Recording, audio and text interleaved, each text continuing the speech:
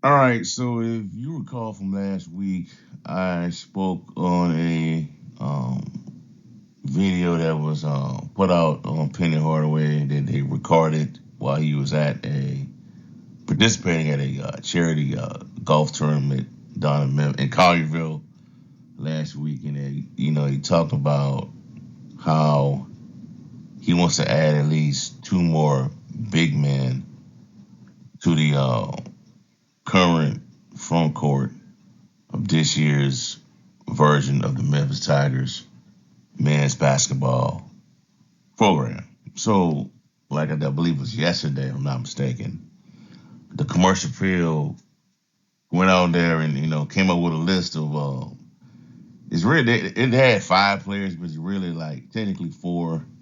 The fifth it's like a international option that they listed, but it's really like four players out there. And what I'm going to do is just break that down and just look more into what these guys, explain more into what these guys are, and they can actually come in and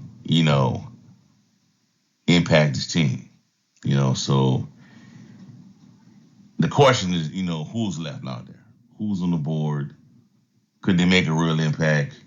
So we're gonna break that down today. All right. So if you're new to the channel, make sure you hit the like button, subscribe for more Memphis Tigers football, basketball coverage. As we get ready for the upcoming seasons for both programs. So the number one option on this list they started off with was a player by the name of Thurno Sila. Played forward, 6'11 forward out of Stephen F. Austin. Spent 2 years at UCF, Central Florida. Numbers don't jump off the page. 3.1 points per game, 2.6 boards. But he has some shooting touch for his size with a career 29% clip from beyond the three point range. He wouldn't be a star here. We all know that. But Penny has always liked guys with length who can stretch the floor. Option two, he has Abdel Majid Dylan Gorey. That's his long name. This one is kind of interesting though. He's a true 7-footer who played Division III ball at King University. Um, Same as Silent, numbers don't jump off the page. 3.7 points per game, 3.5 rebounds, but he blocked nearly a shot and a half per game. So if Memphis wants the rim protection and size to throw at opponents in practice, Gorey checks that box. So Abdel Majid Dylan Gorey at number two. Number three, he has Mario Brunetto, 6'11", freshman from Italy. Spent last season at Eastern Michigan. He barely played, only 4 games total. He's more of a long-term development guy than someone that steps in right away. But Penny has, taken on flyers on Royal International players before. He's doing that with Simon Majoik, you know. Dang Majek, number 4 on the list, last one. Might be the most intriguing name on this list. 6'9", from South Sudan, and played last year at Oakland. Minutes were limited, but back in JUCO, averaged 13 points and 9 rebounds per game. Plays with energy, rebounds hard, brings toughness. Things Memphis, the fan base, Penny Hardaway values in his front court players. You know, they also talk about how he can go overseas again and pursue an option. That's always on the table. But like I said with Simon Majorik, I don't know how much of an impact that guy can really have on his team. He has a ton of upside. I view him as more of a long term guy than somebody that can come in and help right now, but you never know. You know what I'm saying? Um, I wonder, like I've always said, when you get these guys from these smaller colleges, guys from overseas, certain players from overseas, are they ready to deal with the rigors of playing in college basketball, playing in the next tier of college basketball compared to where they were at? Because a lot of people don't agree with a lot of people don't agree with this, but for some of these guys, playing in the American is a challenge.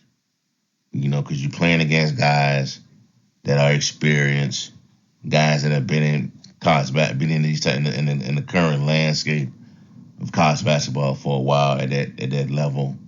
And you coming from a smaller college overseas or somewhere, you may not be up to speed yet, competitive wise.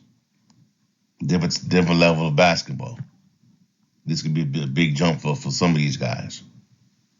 So a lot of these guys, all of them have what all of them have in common. They may have upside and all that, but looking at their profiles and all that, it don't jump off the page. It don't.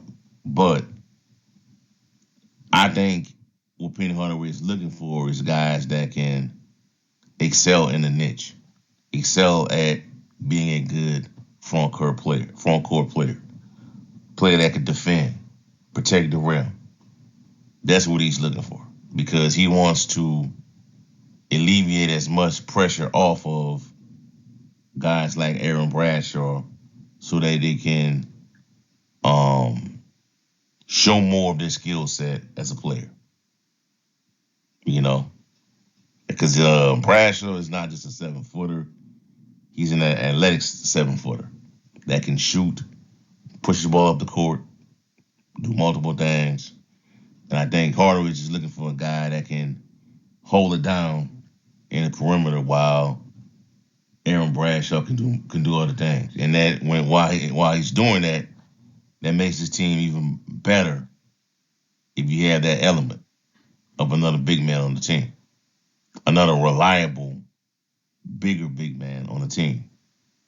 But we'll see how it all play out, man.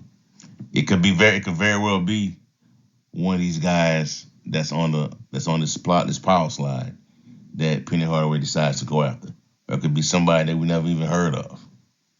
Or somebody can get in the portal and Penny Hardaway could pursue them. We'll never know. I think we'll find out soon enough. But there's still time for them to add those players that he's looking for to the mix. He's done it before. You know what I'm saying? So there's that. But that's all I have for y'all for right now. Like, comment, subscribe to the channel. What are your thoughts on these four options right here? Do you feel as though they can come in right away and help this team in the front court, or they should look at other options? Let me know. Have a blessed day. Peace. I'm out.